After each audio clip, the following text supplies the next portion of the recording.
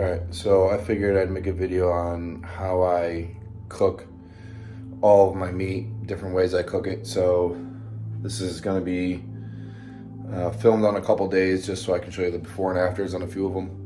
But it mainly has to do with the type of cut. Some meats are more fatty, some are less fatty, some are more or less tender, etc. So that kind of is how I go about cooking them, depending on the type of meat. So anything that's a roast, chuck roast, shoulder, etc., goes in the crock pot. So here I have 2 shoulders that I threw in the crock pot, and I'll leave that on low for about 8 hours. With the roasts, like chuck is more fatty, but the shoulders are leaner. I personally, even though I do carnivore for the most part, I still can't consume that much fat. I just can't absorb all of it. So I have to go with some of the leaner meats. So if it's a shoulder, then it's going to be a leaner meat. If it's chuck, it's a little bit fattier. So I try pairing up fattier meats with non-fattier meats throughout each day. I don't want to have like a ribeye and a chuck roast, just those 2 meats for the day. Otherwise, it's just too much fat for my body to absorb. This is just a sirloin that I cooked earlier today. This went through the process of dry aging for about 36 hours. And then I put it under the broiler for about maybe 4 or 5 minutes aside. And it came out nice. So I've just been chomping on that. And what I wanted to say too is when you're cooking this much meat, you have to constantly be putting your meat from the freezer. I have a deep freezer, and then I have more meat in here. Don't mind those bagels. This is all stuff from prior to my strict carnivore diet, but I also have a deep freezer, and you just gotta constantly be rotating. It's very easy to go through 10, 12 pounds of meat and then forget to replenish your fridge so that it can start defrosting. So always have, like, this stuff is frozen, but it's in the freezer. This stuff is defrosted, and then I put my dry aged steaks on the top rack here. So I just always have a rotation, and a good rotation of different meats. So here we got a strip. Always have ground beef on deck. Ribeyes down here. It's a chuck strip, and then beef stew. And then we have flank at the bottom. We have short ribs right here. So just constantly rotating. And then I'm gonna show you how I dry age. Okay, so this is dry aging. So the types of meat that I dry age are gonna be like the nice fatty meats. So I got ribeye, chuck, and a strip. So these are nice and marbled. These are grass-fed from a local butcher. I bought a half cow, and it ended up coming to about $8 a pound for the whole thing. It was a 391 hanging weight cow, and it netted, I forget, 320 pounds.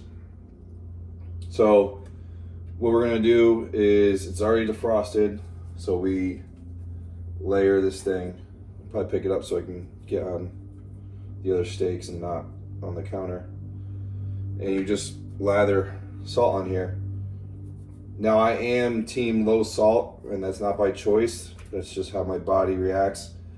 I am salt sensitive, and this is a topic for another day, but essentially there is well documented information, research, whatever, about people who are salt sensitive.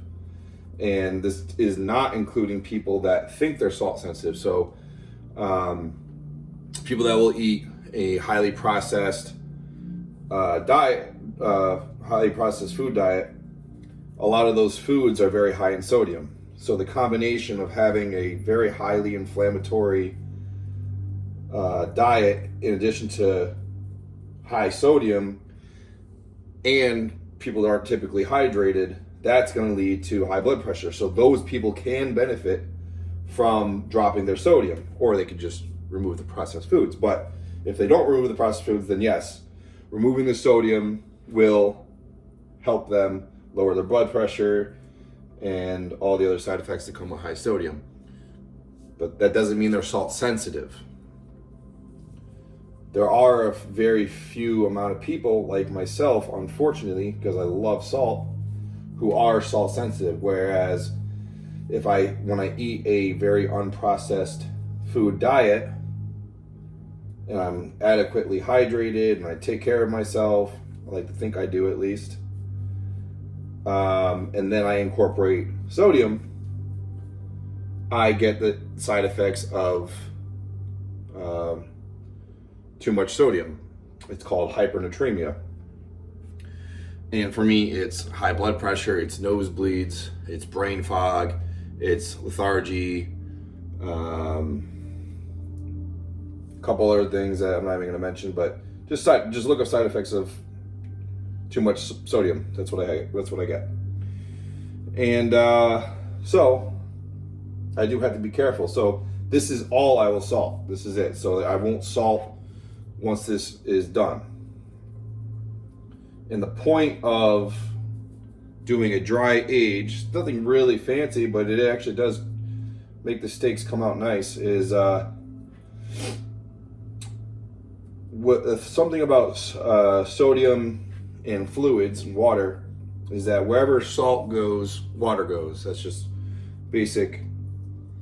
Is it physiology? Is it chemistry? Maybe a little bit of both. Essentially, when you throw the salt on top of here and you let it sit for whatever, 24, 48 hours or somewhere in between, you're going to bring the juices, some of the juices, up to the surface. But as it's in the refrigerator, the juices will actually go right back in with the salt, bringing the salt even deeper into the steak, tenderizing it, making it more flavorful, and you get this nice crust on the top of the steak. And no, it's not disgusting. It's actually really nice. So that when you go to cook it, it's already tender, it's already got extra flavor, it's already salted, and you just gotta throw it on either a cast iron. I like using the broiler. You can do whatever, but just a nice sear.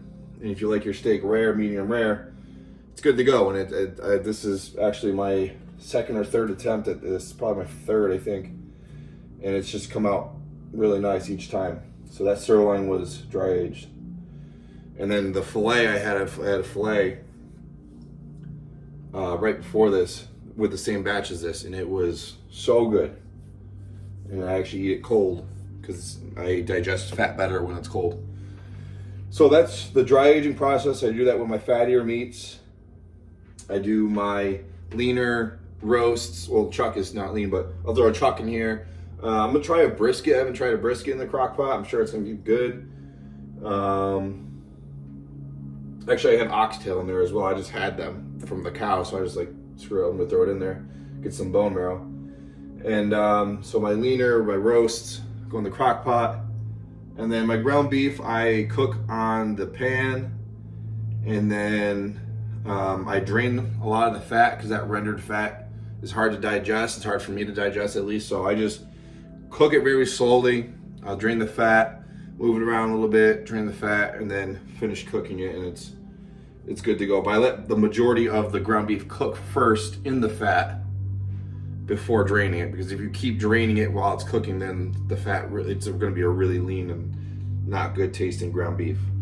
And then the last way that I cook my meats is if I don't do a dry age, I will just do like a reverse sear where I turn the oven on like 270, 300, depending on how much time I have. And I'll let it sit in the oven for maybe 45 minutes. So it gets nice and warm. Yeah, I'll put it like 250 for 45 minutes. And then take it out, let it dry, and then sear on both sides. It's called reverse searing. But I would prefer to do these this way because the dry age I really like. And you just have to put it under the broiler. You don't have to worry about putting it in the oven for 45 minutes. It's good to go. So like these steaks, put it overnight, and then if I want one in the morning, in the afternoon, at night, just have to sear it, good to go. Crock pot, set it and forget it. Ground beef, cook it, you're eating in 30 minutes. So it is about convenience for me, but I enjoy the red meat regardless of how I cook it. But not only am I, I just think this is also very convenient to have the crock pot going. So I have that going all day. I can cook up a steak whenever I want. I cook up ground beef whenever I want. So pretty sure that's it. I got my blue blocker glasses on. One of my favorite ways is using a dehydrator. I usually use a chuck roast and cut that up. And I will have to cut away a good amount of fat for that, but that's okay. Even though the fat on the jerky is good, again, I have a hard time digesting fat. So I cut away the majority of the fat on a chuck roast. So I'll play some clips of that right now. And then this is the final product of the shoulder roast. Nothing special at all.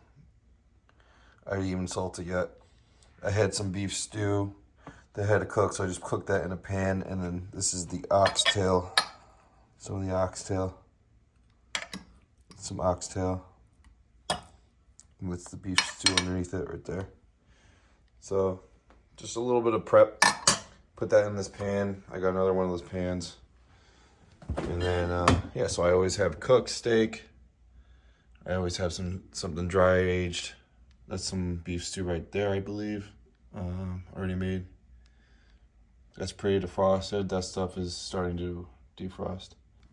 And just keep cycling them. And then always have a load of dishes to do. So yeah, dry age is my new favorite.